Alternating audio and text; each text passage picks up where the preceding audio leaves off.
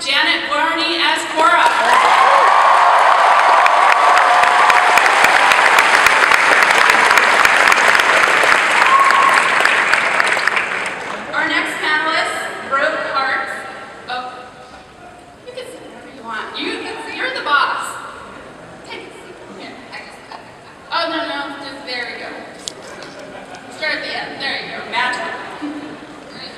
Our next panelist broke hearts in books 1 and 2, but he's never been more charming than in book 3. Let's show him some love. David Faustino as Mako.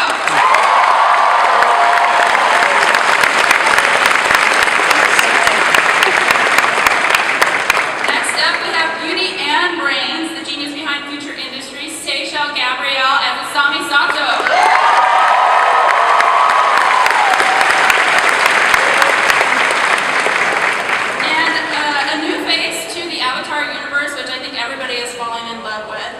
Razzle Dazzle, King of Chaos, John Michael Higgins as Varric.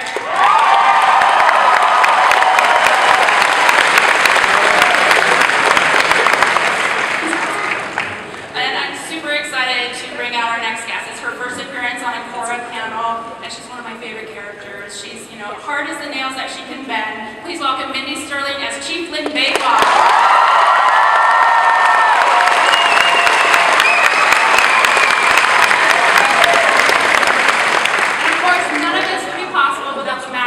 Storytelling that comes from probably the most perfectly sculpted head that I've ever seen. Please welcome co-creator, executive producer, Mike DiMartino.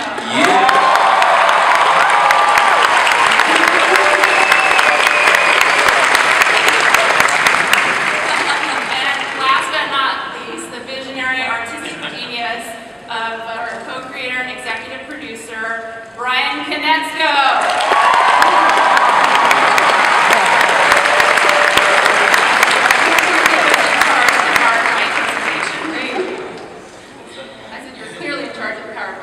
I was in charge of this. So with that, I hand it over to these guys, and thank you again for you guys for really sticking it out all night to get here today. We so appreciate it. Thank you. Yes, thank you to the hardcore dedicated fans who slept on, concrete. Really appreciate it. We're always impressed and amazed at the turnout and the passion that you guys have. Yeah. So, obviously, there's been a big shakeup. We wanted to address that quickly, but we don't want to take too much time because we're here to have fun and look at some cool stuff you guys haven't seen yet. But, about the pulling it off the channel and moving to digital exclusively, it's part of this huge sea change, really, in the whole industry. I mean, you guys, I'm sure you've seen articles about cable cutters, and, we're seeing digital streaming, companies doing their own content and winning Emmys and all sorts of stuff. So obviously we're in the midst of this big change, and things have changed just for us between when we did Avatar, between 2005 and 2008 when those aired, and then when we came back on the air in 2012. When book 1 of Korra came out, it did pretty good numbers on TV, but its online presence was just insane. Not only the chatter from all the fans all over the world, but the actual numbers in terms of digital downloads, digital streaming, they've just been huge. And as this show has gone along, by the time we got to book 2, the numbers of the digital streaming, they greatly outweighed what was happening on the channel. It's no secret that Avatar, and especially Korra, aren't typical kind of Nickelodeon fare. And so they've had kind of a hard time trying to fit it into their programming. But basically, the book 2 finale, the numbers were insane. They were when they streamed it, when it went on Nick.com. It was the biggest streaming event they had the entire year, and that show for digital downloads, or that season was amazing. So, and then obviously, as you've seen, not so much on the channel. So it's just part of this shift over. It definitely caught us by surprise. It wasn't necessarily done in the smoothest way, and that was upsetting to many of you and to us as well. So yeah, it's moving over to digital. This is actually, it was a plan that was kind of in place earlier. They changed finished course, and then they went back to it. So it all kind of happened in a little bit of a messy way. But thanks for sticking with us. The show is not canceled. Yeah, the important thing we to understand is that it really has no effect on what the show is or the stories we're telling, because we've finished the writing for the series, we've finished all the pre-production, and we're just doing post, and Studio Mirror's finishing the animation. So, other than it not being on the Nickelodeon main channel, nothing has changed. You're going to get to see it, which is the important thing. And you can actually, they're going to start putting it online starting next Friday, so August 1st. And then there's going to be a new episode every week after that until August 22nd, when they do the two-part season 3 finale. So. And then hopefully DVD and Book 3 will be out by the end of the year. So Yeah. you will be able to see. So let's have fun. Let's get on with it. So we're gonna show you guys an episode that has not aired. As I've been known to say, it's a doozy. I know some of you, we don't know how to make a show where it's entertaining and exciting, but nothing bad ever happens. I'm not sure how to do that yet. So without any further ado, hope you enjoy this episode. And everybody on this panel has had the good fortune of being here in a room like this before, except for John Michael Higgins and Mindy Sterling. Could you just give them one more quick welcome?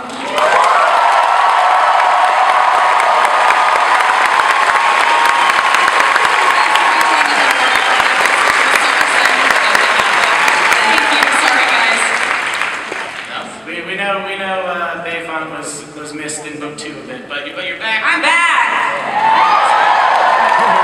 So let's go down the line. I got a couple questions for you guys. Korra, these are some questions that fans submitted online, and someone named John was wondering, for Janet, how would you rate Korra's job as the Avatar so far? How do you think she's doing? Well, I'll say that this is a question that I get asked a lot at the cons that I do, and sometimes it's put really nicely, and sometimes it's put grumpily. Sometimes people are like, "Do you like Korra?" But I think just the episode that we got a chance to watch is such a great example to me of she has some classic Korra moments where she gets a little snappish, but it's such a great example of how much she's come to understand that she may be the Avatar, but that doesn't mean that she can do her job alone. And it's just so exciting to see, the team together. And so I think, she's on her journey. She's on the arc that Mike and Brian had always envisioned for her. And I'm proud of her, and she's infuriating and wonderful and strong and very human. Yes. And David, we have a question about the voice acting process and what that's like, and when you guys get the scripts, do you have time to read it beforehand, and are you guys as emotionally compromised by these storylines as the fans seem to be when they see the shows? When I first started the show, I would just rush to the script to find Mako. Where's Mako? My line. And then as I became a fan, I started reading the scripts. So we got the scripts, I think, the night before, right? Usually we just get the scripts the night before we come in and record. And, and then we get in there, and sometimes we have the whole cast together when we're all available, which is great. We're all in the same room, and we got mics in front of us, and we've got our lines, and it's tremendous, and it's a lot of fun. Awesome. And a little shout out to our voice director, Andrea Romano. Yes, sir. Yes. And Seychelles, so in the first episode of Book 3, we saw that Korra and Asami are now like BFFs, right? So how have you seen Korra and Asami's friendship developing and seeing them start as rivals, but now they're kind of friends and stuff? I mean, you enjoy playing that? I love it. My parents were actually especially fond of that scene in the car. They had seen the episode before me, and they were like, "Oh my God, Korra and Asami are so cute." I was like, "What?" Because it takes so long, sometimes I forget what happens, and I'm surprised by the storylines I already know. But I'm happy. at any instance where two girls can like not let a guy get in between them, I think is a good thing. Hey, now, wait a minute. I think they're maturing. There is a guy between you two. Right in the middle. But yeah, no, I'm happy for them. I think they're stronger together and they make Team Avatar better for it. Amako has to deal with the awkwardness and we've gotten over that, so that's good. Get over it, Maka. The tables have turned. And Mr. Higgins, welcome. Thank you. So since you came in book 2, one of my favorites. The humor he brings every time he comes is amazing. And this fan thought you were the most captivating character of the bunch. Oh, good heavens. No offense to Jen and the others, they want to point out. What do you think makes Varric a truly unique character in the Avatar universe? Well, first of all, I want to say how thrilled I am to be a part of this universe all of a sudden. I'm amazed at what I'm seeing today right in front of me. I honestly thought I was going to be doing a press thing with about 20 people in the room. And then you put many zeros behind that, apparently, and I'm really pleased to be here. Thank you.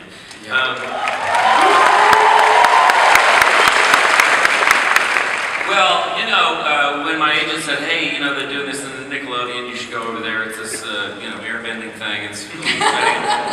And I was like, great. It's not really part of my gig usually. So I get to fly around and, bend cars with my face and that sort of thing. No, you're just sort of an asshole who talks too much.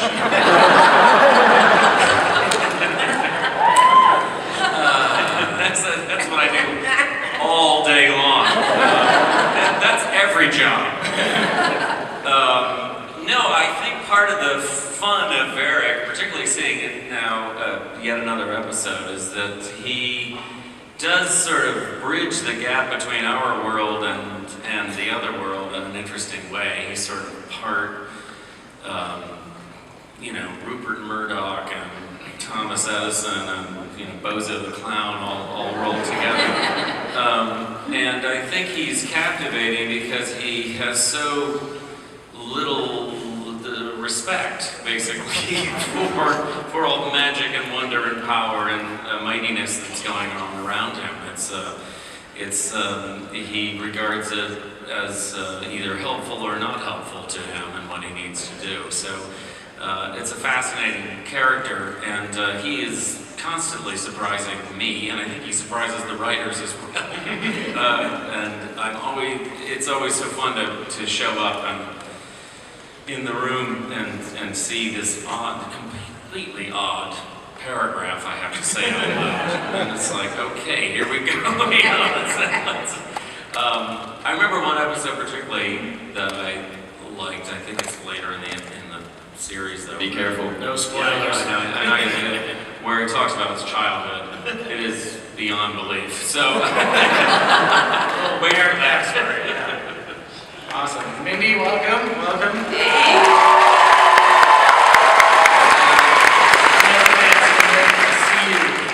In real life. This is really cool. You guys are amazing and awesome, and some of you slept overnight to get in here, right?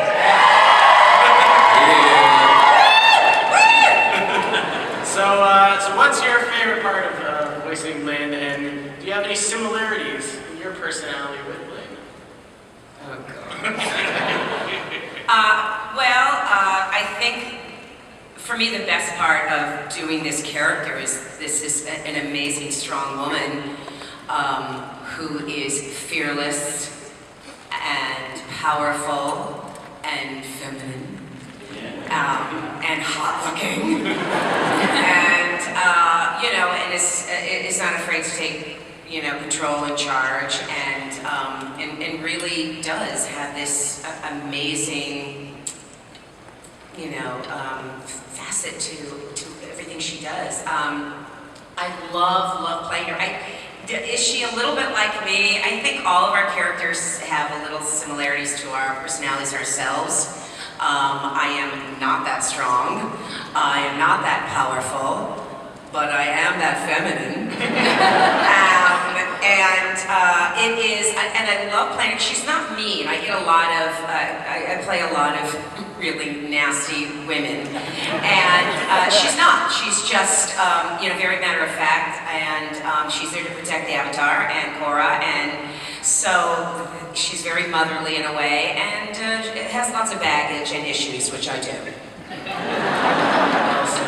Now this question I found very funny, so I'm going to ask you guys, for John Michael Higgins and Mindy, Varric and Lynn somehow end up on a blind date with each other.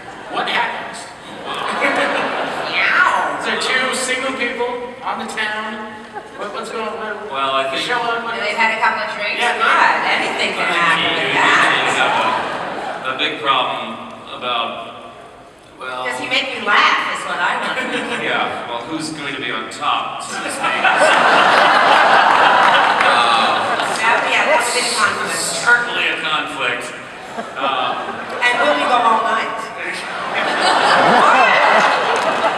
But maybe Thanks, kids! That sounds like a very interesting date. Here we go, Applebee's.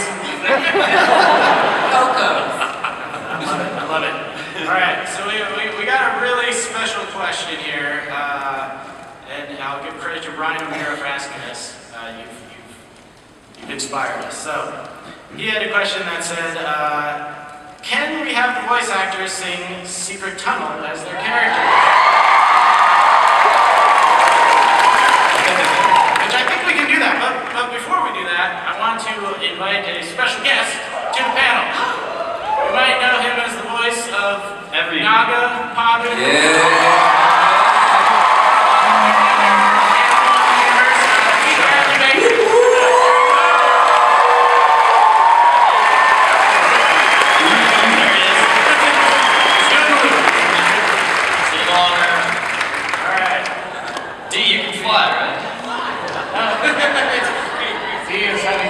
Stage, but yes. We also need your help with this.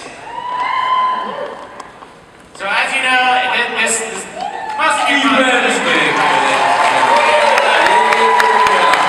you play the original character Chong from book 2 of the Avatar?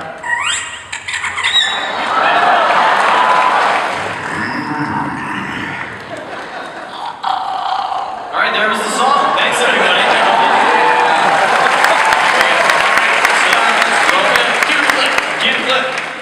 And Chong's gonna sing? John sing. Okay. Roll clip, please. So I'll sing along, everybody. A story about a secret pass right through the mountains. Is this real or a legend? Oh, it's a real legend, and it's as old as earthbending itself. Two lovers forbid one another.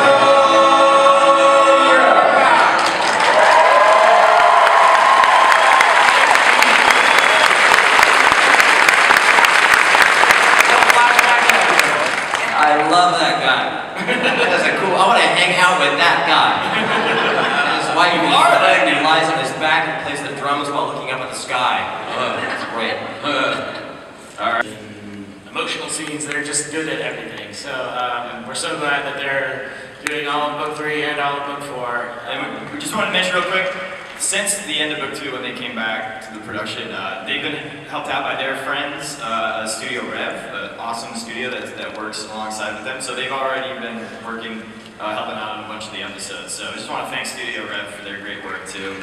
Yeah.